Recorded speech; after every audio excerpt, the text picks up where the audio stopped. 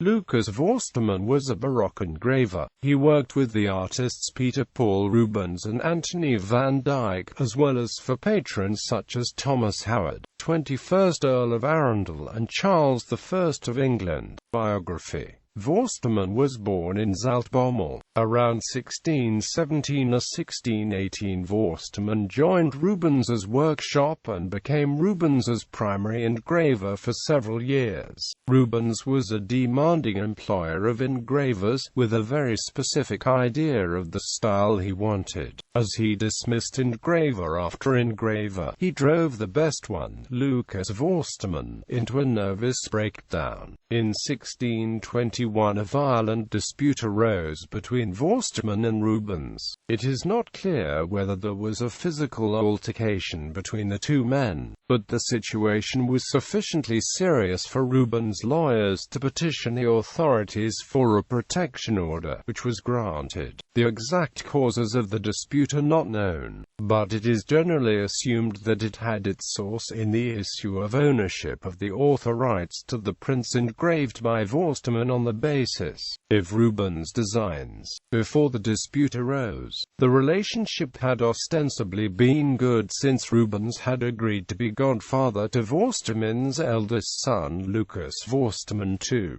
The dispute ended the working relationship between the two men. In 1624 Vorsterman went to England and survived on the patronage of royalty and nobility. He returned to Antwerp in 1630 and was one of the printmakers selected by Van Dyck to engrave plates for the iconography. He executed 22 of the original 80 plates. He also worked one more time with Rubens on a printing project in 1638.